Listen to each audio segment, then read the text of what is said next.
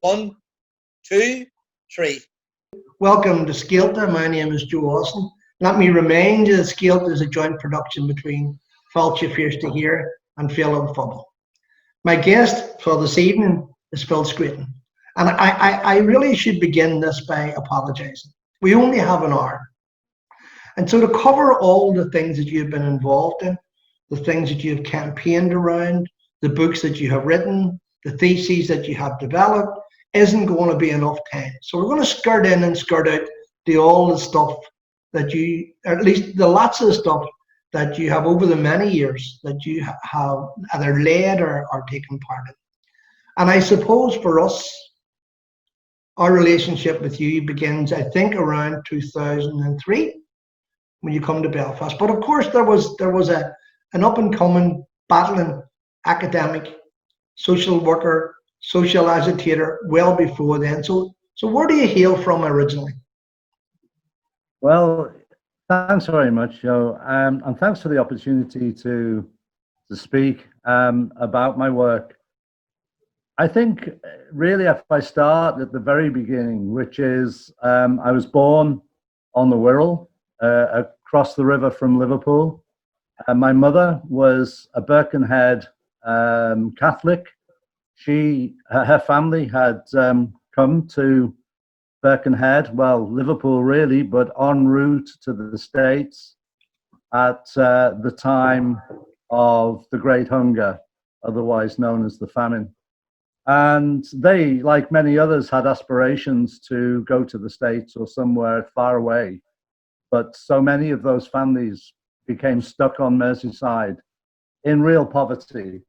They opened up tenements that previously had been so dilapidated they were going to be torn down, and so many Irish families were put into those tenements. She met eventually my dad, who was a Liverpool-born Protestant. So you can imagine at that period of time, a mixed marriage was incredibly difficult, as we know here in Belfast, but then it was incredibly difficult too on Merseyside. And I guess that what happened next was that my father kind of was disowned by his family. In fact, it was so serious that when he died many years later, we never even received one message of condolence from any of his family. He was completely ostracized. And it took me years to discover his history and how he'd been brought up, for example, in a family that was not his biological immediate family. My mother continued with her faith. She was a devout Catholic, and that, I suppose, directly rubbed off on me. Before I knew where I was in a Catholic primary school. I was an altar boy. I became a kind of star altar boy when I decided that maybe I wanted to be like the priests around me. And before I knew where I was, given that I wasn't being signed an apprenticeship for Liverpool Football Club, I was away to the seminary. And I went to Ushaw College in Durham.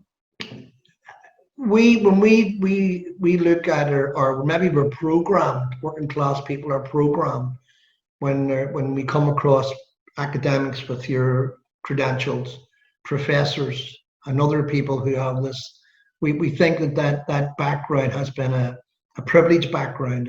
It's a background of the silver spoon and all of that.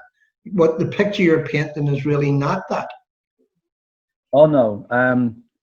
My father was very ill from when I was about 4 years old. He nearly died. He had one of the first lung transplants in the Liverpool hospital. And he never worked after that. We were really poor. And all the way through, nobody in our family even dreamt of going to university. The aspiration was an apprenticeship for a man. And I suppose that whole background was relieved, in fact, when the diocese considered that I was, I suppose, fodder for the seminary. And although I'd got my 11 plus, one of only 3 boys in my school to get the 11 plus, I'd been very unhappy because I'd been allocated to a Protestant school, and there, in that situation, we were always pushed to one side. We couldn't attend assemblies or anything like that. So all of that added up to, and being a Holy Joe and an altar boy, it added up to me going to the seminary when I was 13 years old. I was just 13. And that was me. And that was a relief for my family, because they didn't have to feed me. And I suppose there I was completely inculcated into the real traditions of Catholicism. You know, when I look back at it, I mean, I did ancient Greek as a subject, and I did, which is why I can read contemporary Greek. I did a Latin to my eyeballs, which I hated, loathed. You know, Hannibal and the Alps just did my head in. You know, that was just a constant sort of material that pressured me. But I suppose the seminary was a strange place. It was built in the 18th century, no, the 17th century. It was directly descendant from Dowie College in Northern Europe, and it was a place of real deprivation, in the sense of social deprivation. You weren't allowed to talk to boys who were in years above you or below you. That was supposed to discourage homosexuality. You weren't. You were on a very restricted, in a very restricted environment. You're never allowed out. You were only home 4 weeks in the year out of the 52, and everything was geared to the church. You were in church 5 times a day. My release each day was soccer. I was quite a good soccer player, and I played every day, even if it was only on the days when we had maximum study days. I would play for half an hour or 3/4 of an hour, full kit on the pitch, and that was my release. And gradually, as this went through, my experience went through, I became completely disillusioned. I was a poor student. I was doing very badly in my examinations. And I guess, you know, in the words of REM, they were the early stages of losing my religion. You know, it was a very, very strange, you know, all of my quirks now I blame on that period. I can imagine, you know, obviously a wee bit like the background of your own background. For a lot of Irish Catholic families, a daughter and nun and son of priest was, you know, just Catholic heaven. This was your social status. This was the respectability that some families thought they would get through this. But was there one particular moment when you decided, I'm not going to be a priest, or was it a gradual kind of, you know, fading out of the idea? I think there was an awakening to the amazing hypocrisy that I witnessed. We were being poorly fed in the seminary. We were living in pretty dire consequences. I would put newspaper between the blankets on my bed to keep me warm in winter. And I remember one moment, and there are 2 issues. The first one was, I remember one moment, I was walking around the quadrangle, the inside quadrangle, and I walked past the priest's room, and I could hear the noise coming, and the door opened as I walked past, and out came this really strong smell of roast beef and roast potatoes and wine. And, you know, I was thinking, oh, they're not only actually using wine when they are using, you know, the transformation on the altar, they're actually drinking this stuff. And it was like, it was merriment, you know, and we were in, you know, so that was one little hint. And the other, I have to confess, was I discovered the college tailor's daughter. I was going in to have my teeth fixed, and I was standing at the college gate waiting for a bus. We were never allowed to go on the bus. And I turned round, and like an apparition, you know, it was almost like Bernadette at Lourdes, an apparition. I turned round, and here is this beautiful young woman, and we're not allowed to speak because she's the college tailor's daughter. So, cut a long story short, by the time we were on the bus, we were talking, and she said, where are you from? You're not from here. This was in Durham. And I said, no, I'm from Liverpool. And she went, Liverpool? Oh, do you know the Beatles? And I said, well, as it happens, I'm Paul McCartney's cousin. Now, I'm not too sure whether that was a venial sin or a mortal sin, but Wow. you know, It's quite impressive anyway.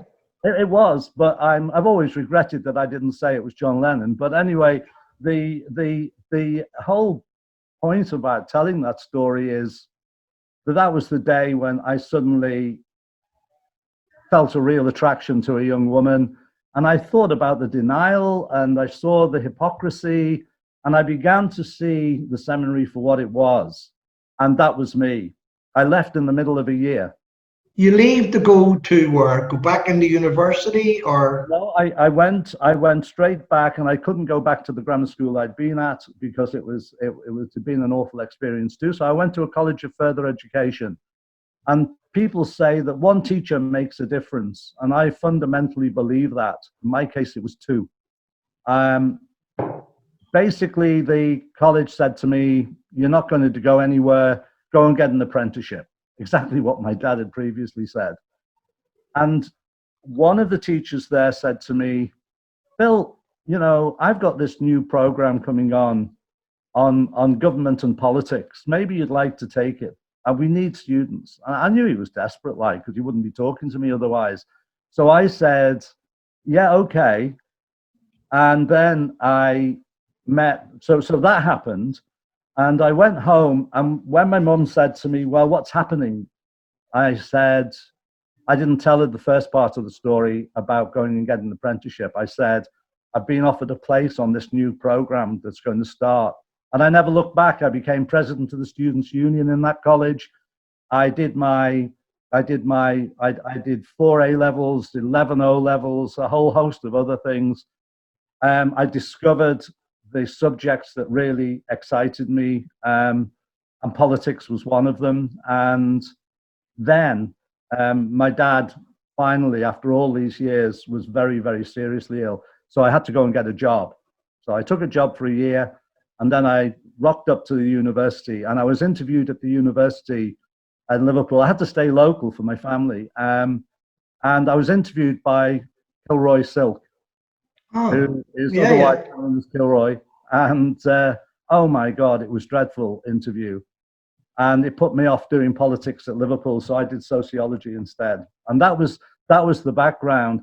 Then I was nearly kicked out of Liverpool because we had a lot of protests at that time against the South African tour, against chemical and biological warfare, about how the university was taking over major parts of the inner city for its own development, and there were sit-ins and so on. But the thing that was important about that is people talk about those issues as if they are peripheral, but those are the moments that you're really forging your political consciousness, because you're having these intense political discussions. And then, of course, while all this was going on, my own cultural heritage came on the scene, because I started to read and think about what was happening in Ireland. And I came to Ireland. I didn't come to the north. I came to Ireland, and I was in the south and spent quite a lot of time on the west coast. And that, you know, touring and talking and hitching, really. And that began, I started to meet people that gave me the inside story on what was actually happening. Because obviously what was being spread in the UK, in the English media, was lies, you know. Well, one of the things that I do, or we do, when we're doing Scéaltas like this, is try to talk about the person as well as the achievements. So I was asking someone about you, and they kind of thought for a second, and they said, he is hungry for knowledge. He's even hungrier for change. Yeah. And I said, is he impatient? And they said, only when he's in the right. So I assume you're always in the right. But in terms of that young man with a social conscience from that background, moving into academia, did you fit in? Were you the kind of like the ragamuffin in the corner? It was neither real extreme, but it was a bit closer to the ragamuffin in the corner, and I'll tell you for why. Liverpool University at that time, red brick university, Victorians, built the same time as Queen's, part of the Queen Victoria kind of colonization of the universities right across the world. There are Victoria universities in all the colonies, in all the colonies. And that was a Freudian slip. And I think that the issue for me at that time was forged on the day I went to be interviewed. I suddenly realized that many of the other students were driving cars. 50% of the intake into the university at that time came from public school. Of the other 50%, the vast majority came from grammar schools. They all came from privileged backgrounds. And, you know, and it wouldn't have been any difference at Queen's. And at that time, that kind of elitism that was sewn in, it wasn't just Oxford and Cambridge, it was sewn into the fabric of those red brick universities. So I've never forgotten the first time I was in one of the tower blocks, and one of the lecturers was pointing out the window, and he said, I want you to know that sociology isn't learned here. And he pointed out the window and he said, sociology is learned out there. And I said to him, listen, pal, I've spent years trying to get in here, and now you're trying to send me back out again. You know, and it was that kind of notion of this distance that existed. So from the first day there, it was always a struggle for me, because I was doing a subject that I was intensely interested in, but at the same, and I wanted to read Sartre and de Beauvoir and so on. But all of that, I was trapped into this sort of I felt, I'd sit in tutorials, and these people spoke a different language with a totally different accent. They used words that I thought were so incredible. I didn't know what they were, you know.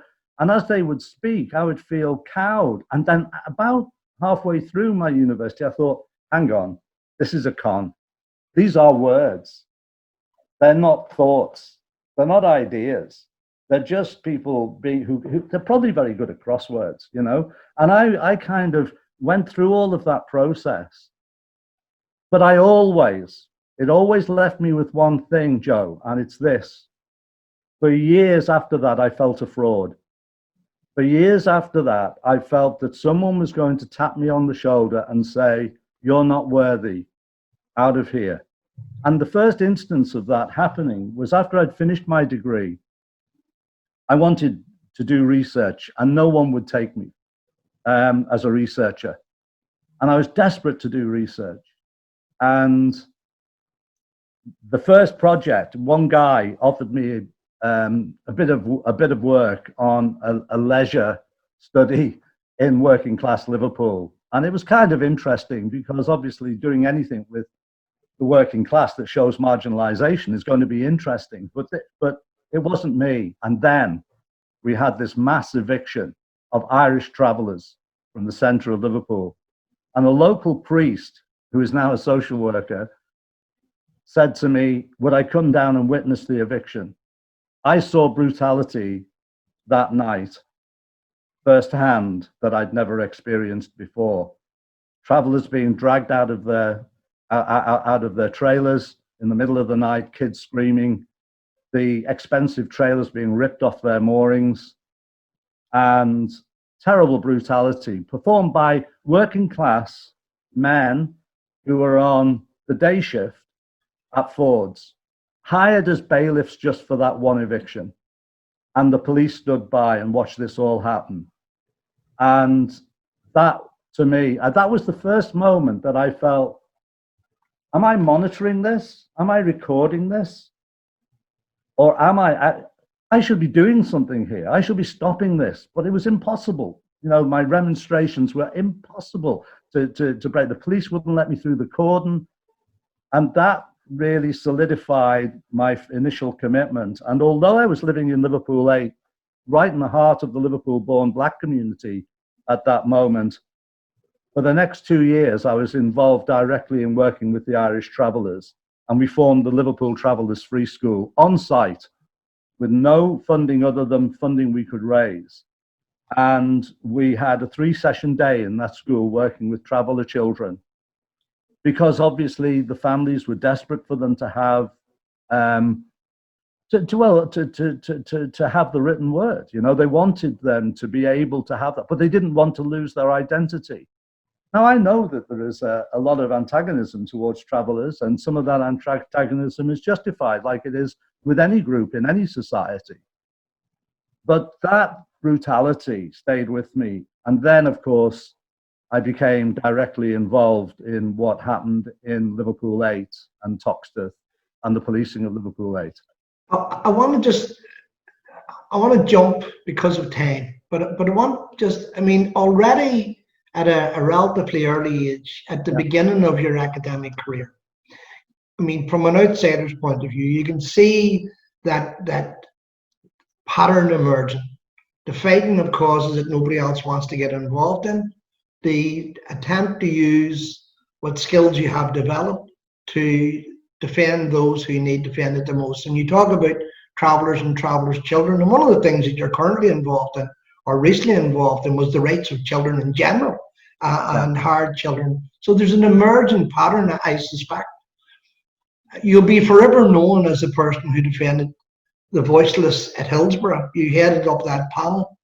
And I know, just looking at you when you talk about Liverpool, whether it's football, whether it's a place that is like just like an electric shock. You love the place, you have that affinity with it. What was the circumstances? How did you arrive? You headed the independent panel, or you remember the independent panel into the Hillsborough, I don't know what you call it, a disaster or a tragedy, or however you did. But how did you arrive at, you know, I mean, I watched the film footage like everybody else and listened to the news, and this was an unexplained event, when actually it wasn't explainable. So tell us a bit about that. Well, I've got to give you a little bit of background to that. In the early 1980s, as I was just saying, in Liverpool, the heavy policing led to the death in custody in tragic circumstances of a man called Jimmy Kelly. The Panorama program we made on it, and there was a whole, there's a whole story about that. And what I witnessed in that was, first of all, the lack of investigation, and secondly, the appalling system that the inquest is. I went to the inquest and we were surrounded by cops. There were cops everywhere. It was just amazing. You've never seen anything like it, because the feeling in the community was so hostile at that point towards the police. And this was the Liverpool white community. At the same time as that happened, all kicked off in Toxteth, in the Liverpool-born Black community.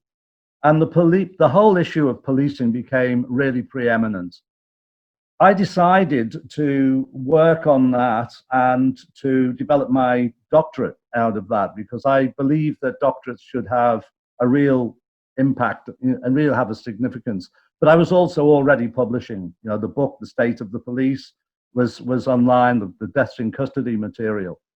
We founded Inquest into deaths in custody in London. I was one of 2 lay people. The others were all family members. And we founded that in London in 1980. And all through the 80s, I was involved in all of the material around policing the coal dispute, out on the picket and out with families, and also developing cases. And I was involved in South Yorkshire, where some of the worst issues occurred against the miners. Orgreave was one, and it will always go down historically in trade union memory. What was remarkable was that when Hillsborough happened, it was the same force. It was the same people. They were the same guys. I recognized all their names. And Hillsborough happened, and I stood in the Mile of Scarves with my kids outside Anfield. I laid wreaths. We did all of that.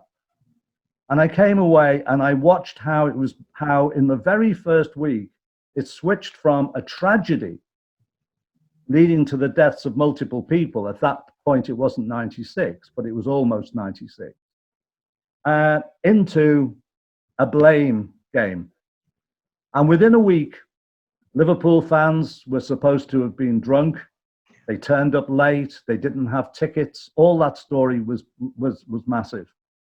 I was away doing some work on prisons in Scotland with my students, and I rang from an old payphone with, you know, a stack of money that I'd cadged from my students that I was feeding in. And I said to the leader of the Liverpool Council, look, we've got to do something about this because this is a distortion of the facts. And they gave funding for me to set up the Hillsborough project. So I set that up in late 1989 and it ran till 1995.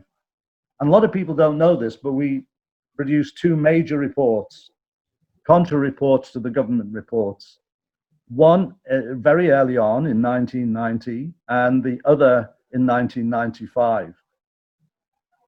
Jimmy McGovern used that as the basis for his film Hillsborough, and we had a lot of consultation about that. And I first met Katie Jones, who was his researcher on that, who then became also a member of the Hillsborough panel and has since died, sadly. And I got to 1989, and although Jimmy's film had been well received, I realized nothing was changing. So in 11 weeks, I wrote the first edition of Hillsborough the Truth. And it was serialized in the Sunday Mirror, and it had a big impact as soon as it came out, and then it went totally quiet. And the Labour government sank the whole process by setting a former MI6 commissioner, judge, as the leader of to head up a scrutiny of new evidence. He found no new evidence of any substance, even though I discovered that all the police statements had been reviewed and altered. He refused to accept the credibility of that. And then in his report, he attacked me, basically saying that I was stirring up families, stirring up an issue, blah, blah. Now, in many situations in academic life, that would floor you because, you know, your vice chancellor wouldn't be impressed and blah, blah. That didn't happen, although I had been warned by my previous vice chancellor that I should give up on Hillsborough because it was affecting my other work. Yes. I'd also been attacked in a Liverpool Daily Post editorial for taking funding to do academic research into the disaster. Where are those editor writers and that former vice chancellor now? Yeah. I asked.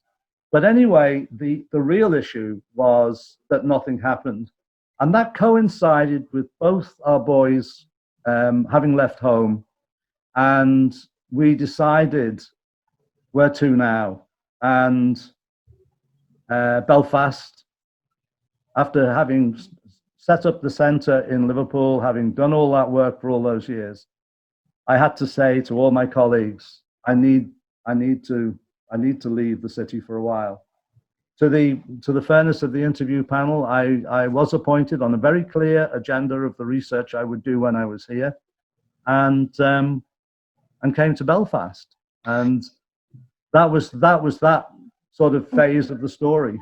One of the things I'm not a football fan, and you don't have to be a football fan to understand what happened in Hillsborough.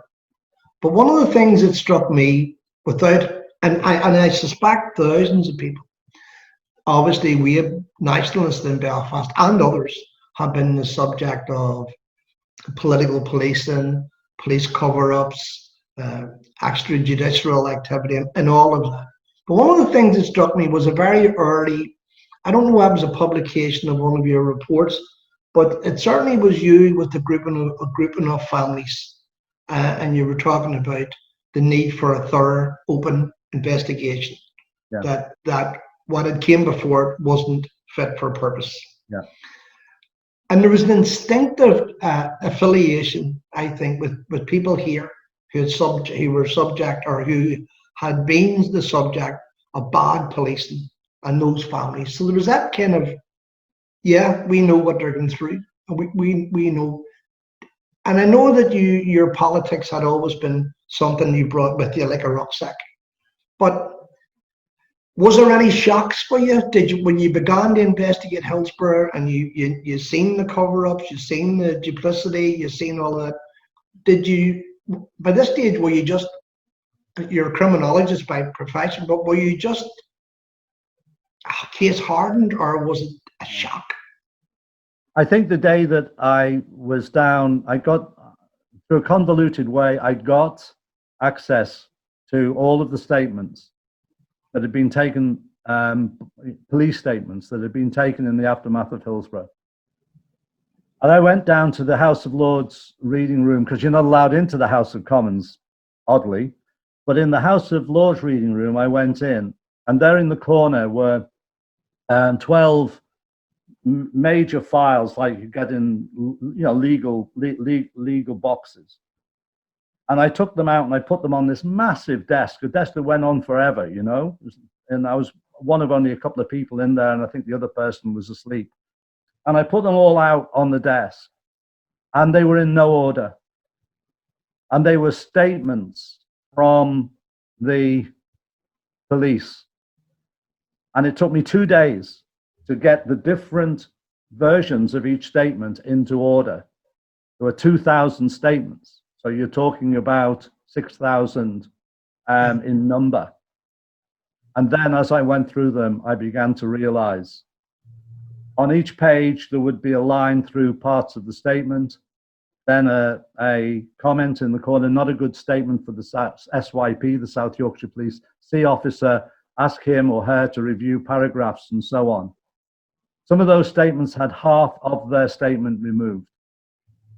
And I asked the woman who was in the library, could I photocopy some of them? And she said, it'll be, and I went, oh, right. And she went, 10p a sheet. And I said, do you take plastic? Because that's great. And the next day I had the statements I wanted, and I came back to Liverpool and they were in my bag. And this is answering your question. I went to bed, woke up in the middle after talking till 3 o'clock in the morning to Dina, my partner. And of course, I couldn't tell anybody. And I woke up, sat bolt upright in bed and shouted out they all knew. And this answers your question. That moment, it suddenly struck me that this could not have happened if it had only, and you know this only too well in terms of your story, I knew immediately that this wasn't just one rogue police service, because those statements went to the Home Office. Those statements were seen by the coroner. Those statements were seen by all the agencies. Everybody knew. They all knew. Even Lord Justice Taylor, who conducted the first investigation, knew. And he was supposed to be a liberal judge. So, and he went on to become Lord Chief Justice. I mean, they all knew. Yeah. And that was the moment. So am I shocked at that in retrospect? Of course I'm not. Am I, if I was to be taken to the cold light of day and say, well, yeah, of course that's what happens. But at that moment, you asked me, was there a moment? That moment, it took my breath away. And I, honestly, Joe, I felt like I'd walked into a movie. All the stuff, China Syndrome, all of that sort of stuff you've seen. I suddenly thought, oh my goodness, this is in real time. This is real life. And that's when I revealed them, and nothing happened. And then it was, I came here, and then 10 years down the line, I'd been to every memorial since. I'd even flown back from the States for one of the memorials. I was very close to the families, and got the ear of Andy Burnham. I want to jump you into Belfast, and I want to bring you back to Liverpool. If that's okay. That's possible. And then there's a logic to it, believe it or not. So you come to Belfast, Redina. You've been to Belfast in the past. You hadn't worked professionally here. You're getting into a new setting, and of course, as you say, by that stage, your reputation, both academically and campaigningly, was no secret. So, what was your initial experience? Were you a bit daunted by the thought of it? Were you up for the challenge? Did you decide you were going to behave yourself, which I find impossible? But was that a theme? Like, were you getting your head down to do real professional, academic work rather than real work? I always behave myself. It's others who don't behave themselves. That's the point. I knew what I was coming to because I'd come to Scéalta for years, and I was a good friend of some of the academics here, Paddy Hilliard, Bill Ralston. They were all good mates, and we were all part of the European group. So when we were both making that choice because we both work in critical work, so we were both making that choice. And when I arrived, my biggest worry was that I would be typecast. That people would say, "Oh yeah, he is, he's kind of a Republican in sheep's clothing," or people would say, "Oh, he's a Brit." I was really worried that sort of easy dismissal of who you are would prevail. But I always believe that you have to just be yourself in those situations and call it like it is. You haven't got an agenda. You're not there to fight a cause. And if a party or a group that you would normally align with disagree, you disagree with what the direction of travel that they're going in, then you tell them. You don't make a big public statement about it. You don't have to announce it on the media. You just tell them. You just have that discussion. And I think that one of the moments, I already knew Lawrence McKeown, and I knew him quite well. I'd been his external examiner for his PhD well before I came here. And Lorne was such a good solid friend, in all kinds of ways. And when I arrived here, looking at his work and respecting that work, and the understanding, I think, with him broke the ice with so many different situations. And I think that I was just so. I didn't want to say, "Look, here I am. I have Irish heritage, so I'm with you." I didn't want to say that. I wanted to say, "Look, I am who I am, and I do what I do, and call me out, but call me out fairly." That kind of direction. Yeah. So I wasn't daunted. I never felt threatened. And talking about Lawrence was that he set up a meeting. Where it was an amazing meeting down in Armagh, and it was a meeting it was one of the first meetings between two of the main players from the Loyalist community and two from the Republican community. And he asked me to chair it. I mean, that was like a real honor to be asked to chair that, because this was a big moment. And we had a European group conference at Queen's, and he was involved in that as well. And I've never forgotten that meeting when we had a panel for the first time that brought together leaders from the different groups, and they were just little insights or little contributions. To have John Irvine, there on the stage with Danny Morrison, the first time they'd actually spoken together in public. And give him his duty, John came down from the north. He was on holiday for that meeting. And it was a big mass meeting. I suppose being involved at that level, I didn't see myself as being on a mission or anything like that. I wouldn't see myself like that. But what I did feel was that if I have a contribution to make, this is where I want to make the contribution. I want to be true to my own politics, that we can work together and work through on this, but with under no illusions, of course. At the same time as that, the other issue was that I was now immersed in the research in prisons here, contemporary prisoners. And I think this was one of the issues that I had some difficulty with. Some of my Republican friends was to say, who'd been in prison, because they were saying, well, you're dealing with ordinary prisoners, and I'm saying, yeah, I am. And, their rights are their rights. Yeah, of course. And obviously, because of their own experience, they found that kind of difficult. But, I wasn't saying that I would work with one group and not another group. I could just see the dreadful circumstances of incarceration here and what was happening and the deaths in custody. And I was like, this is incredible, and no one is doing research on it.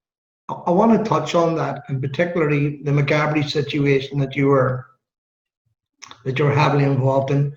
John Lewis, the Black Civil Rights campaigner, who recently died, just so that I can clarify the point that I was making, John Lewis said that he was always in trouble, but good trouble.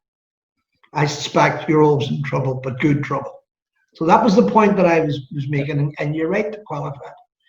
You're in Belfast, you're in multi-campaigns around issues that affect people's lives, but part of you, that signal in your head is still in Liverpool. Part of it is still kind of looking for a resolution for families and all of that.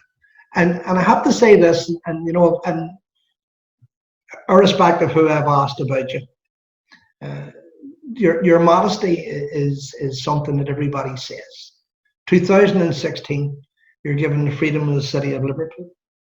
That must have been a momentous moment, because it wasn't for you per se. It was for the campaign, it was for the families, it was for the dead, it was all of that.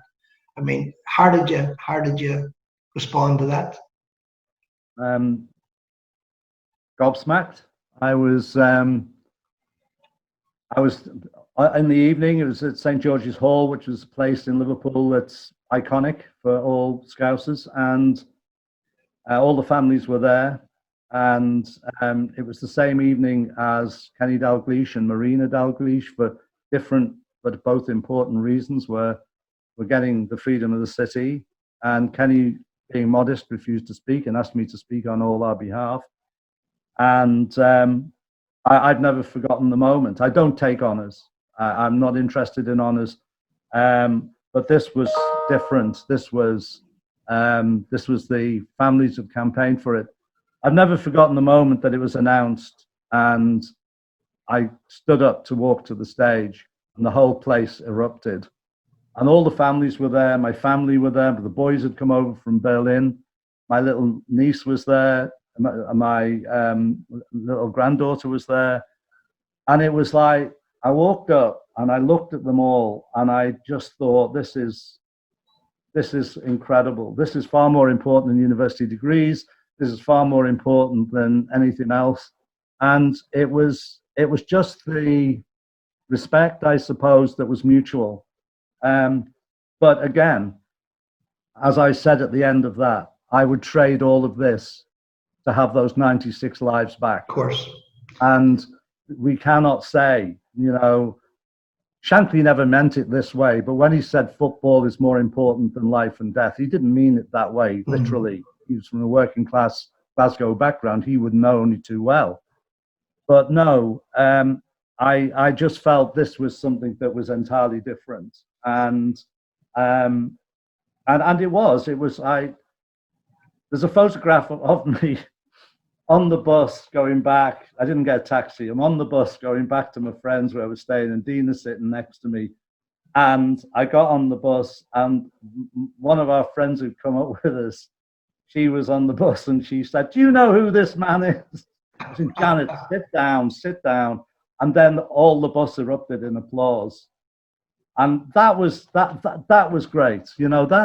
That's where that's where it matters. It doesn't matter whether you know, a university vice chancellor, or some big celebrity recognizes what you do. Of course, that's nice, but it's not the issue. The issue is that people understand what you're doing and why you're doing it, and what the significance is. And you hope that by doing that, it inspires others. You know, you hope it inspires. I've always said that, you know, I'm engaged in higher education. I teach quite often. I'm teaching students who come from backgrounds like mine. And just on that, just for the record, 2017, you refused an OBE or an MBE or OBE? Oh yeah, the OBE, the higher one. yeah. And I mean that again makes the point that you're emphasizing. Well, I think that in my statement of refusal, I gave 3 reasons. I mean, obviously, I don't need to be honoured by anyone for what I do. I'd rather that the Hillsborough hadn't happened. Secondly, I'm taking that for what reason? I mean, I'm working with families. Those families, you know, have been incredible all the way through. I don't need to be respected for that. But finally, how on earth could I take an honor that has the words British Empire in it? You know, I mean, it's the Order of the British Empire. Well, you know, I can't take take an honor that is given to me with that in it, because what does the British Empire stand for? It's against everything I would have ever believed in. So if I'd have been in Australia and I'd have been given the Australia Medal, which is a complete, you know, across the board for the work that you do, I might have thought about it. But here, what? And how would it have looked? I mean, you know, coming back to Belfast, oh, there he goes, you know, he's all, you know, as we say in Liverpool, he's all fair coat and no knickers. You know, he comes back and and I mean, it's ridiculous. But I still have never got to the bottom of who nominated me. And of course, you have to sign off on your letter that you're not going to tell anybody that you've refused it. You refuse, if you are allowed to refuse it, but not to tell anybody. Well, of course, that was a red rag to a bull. And so I made my statement, and apparently I feature in the top 10 refuseniks in the Huffington Post every New Year's honours list. So I'd rather have that. And I have to say, you're in the best of company. Of course. Oh, we have 10 minutes left. We've been speaking for 40 minutes, and it doesn't seem like that, of course. And I apologize when we began by saying that huge chunks of the work that you do, we don't have time to cover at this point. Hopefully we can return to some of them. One of the things that you campaigned here for, and you mentioned that you campaign an equal determination around the rights of all prisoners, and I think that is the way it should be. I think that's what we do, and that's what we should support. But particularly the plight of women prisoners, you were involved in a fairly substantial campaign, and it was around a young woman who had died in prison, and you were there in support of her family. Was that a different type of campaign? Was it a different experience? Was it something that you were prepared for? Yeah, I mean, I think that the interesting thing is that although the word campaign sounds like you're out on the street with banners and you're campaigning at that level, I think that what is important for me is that when families themselves suffer injustice and they set up a campaign and they come to me or ask me, or I approach them in some cases about how the person died or can I help or whatever, I'm not as per se joining a campaign. What I'm actually doing is providing the knowledge or the insight that might help them get closer to the truth. So that's the issue. That's the guiding, that's the premise. So I was so-called expert witness in the death of Annie Kelly and the death of Roseanne Irvine in prison, and coincidentally, Roseanne Irvine died on a day when we had been in the prison that day, because I'd been doing the research for the Human Rights Commission into women in prison, and we produced 2 substantial reports on that, and since then 2 books. And so I was involved in that, and I gave evidence at both inquests, and that is where you're lending the expertise that you do have, or you hopefully have, that is going to get families to a better understanding of what happened and also justice in those circumstances. And more recently, the death of Joseph Rainey in Hyde Bank Wood, which is only 7 years ago, but the case was only resolved this year in the coroner's court. And it was important in building that case, along with the lawyers, it was important to do the research into how the circumstances of the death came about. So in all of those cases, the 2 women and Joseph, they took their own lives. But what I'm concerned about is, what is it that brings somebody to the position of taking their own lives? And I refuse to accept this idea that if someone's going to kill themselves, they're going to kill themselves. I want to know, what are the circumstances that lead them to that breakdown? And in all cases, not just the prison, but state agencies as well, failed all 3 people. So we can't bring them back from the dead.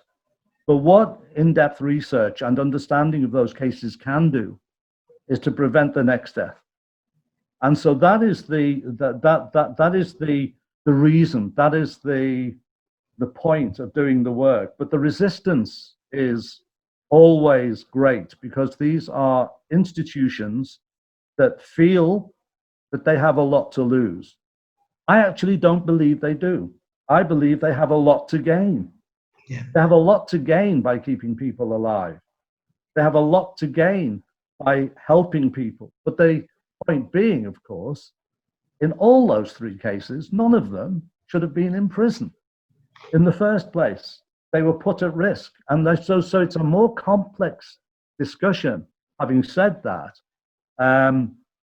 the history of prisons here has been dire, both in terms of the politically affiliated prisoners and the non-political prisoners. I'm an abolitionist. I believe that we should do away with the word prison. There are people, before anybody sends me an email, there are people who I know will be institutionalized for life because they're a danger to themselves and danger to others. I get that. Of course I get that. But the idea that you somehow have this rational calculus which says this is the seriousness of the crime, so this is the seriousness of doing time, when there are so many creative alternatives that we can see, and I've been there and I've witnessed them in Sweden, in Norway, in Finland, where we can see progressive ways of dealing with people who, for whatever reason, are on the wrong side of the law. That to me, I'm passionate about. And if there's one thing I feel I'd love to see move on, it's that issue of decarceration. But you can only decarcerate if you have appropriate mental health care, if you have appropriate support within and around our communities.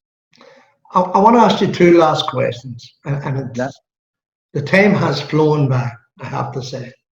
You've mentioned on several occasions Dana, right? Your partner. Dina, yeah. So Dina. The question I would like to ask you is, how does she put up with you? That's the first one. Yeah. Okay. We're a partnership. We write together. We research together. We came together. She's not the mother of Sean and Paul, but the boy stayed with me after I separated, and Dina came into my life very early on in their lives. So we've known each other an awful long time. We had our 25th anniversary, and we were one of the first civil partnerships in Belfast this year, as soon as lockdown finished. So there we were out in the having us. We argued for civil partnerships for years because we didn't want the tradition of marriage. Yeah, do it the difficult way, I know. But she's a researcher on rights, on children's rights in particular. She's well published. So we put up with each other, and we have separate studies in the house. So we the reason I'm asking you that is that, and it goes back to a question I asked you earlier on, you really don't do anything in half measures. You know, whatever campaign, a low campaign maybe isn't the description, but whatever project you're working on, it nearly consumes you. You're very passionate about it. You work bad hours and long hours. You torture yourself, and I suspect you torture those around you. So that's why I asked you that question, and you've answered it. The last question, final question, because we are out of time. What projects are you working on at the moment? Well, I'm writing up the project on